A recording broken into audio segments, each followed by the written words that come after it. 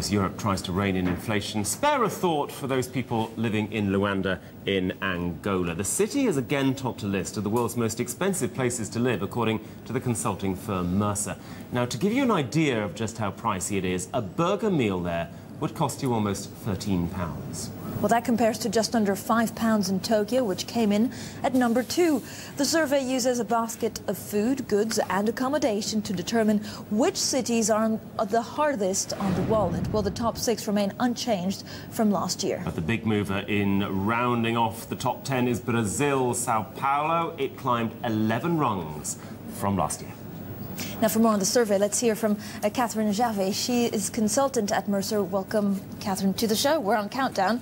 In terms of is there any surprise that you saw from the survey this year? I mean, Luanda, that's what surprised me. We have had, actually, reporters going out there, and it's prohibitive, really, to live there, because I guess a lot of their commodities is exported. Not the commodities, but the food, and they have to export everything from other countries.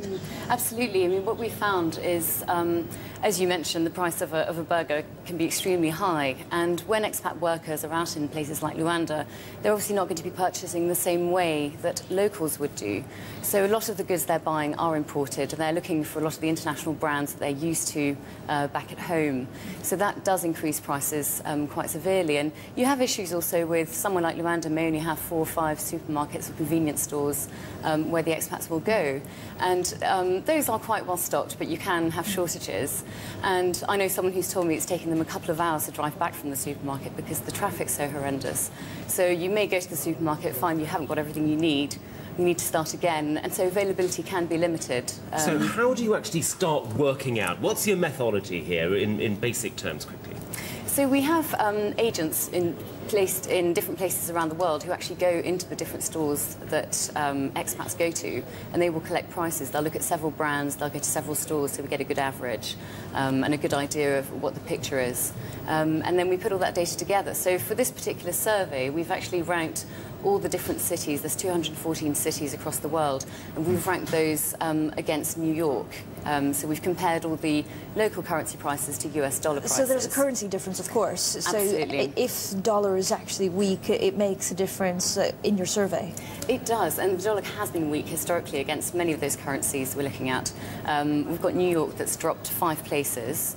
Most of the American cities we survey have actually dropped in ranking in the survey, and that has actually been because of the US dollar. And then we've seen the converse effect. Places, you mentioned Brazil earlier. Sao Paulo is now the most expensive North and South American city that there is. It comes in at number 10. Rio's also jumped 14 places, and there's a couple of places behind Sao Paulo, and that really is mainly because of the Brazilian real being so strong against the dollar. And another country shooting up that chart with a bullet, Australian cities. Sydney, 14 from 24. Melbourne at 21 from 33. Brisbane, 31 from 55. What's going on there? So there are some increases in prices of everyday goods and services people are buying, particularly when we look at where the expats are buying.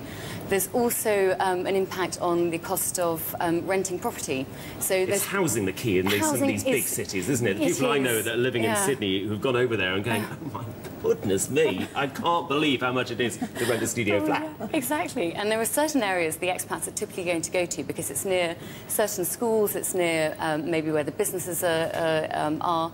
And so what you find is that a lot of this accommodation costs a lot more than it might do for locals, for example. And at the moment, there is a big influx of expats into Australia.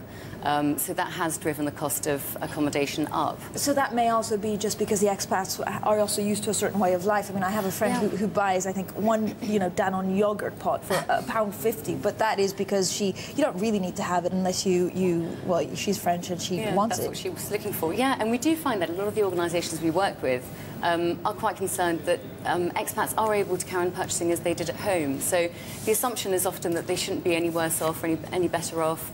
They shouldn't really suffer from the idea they're going on to assignment.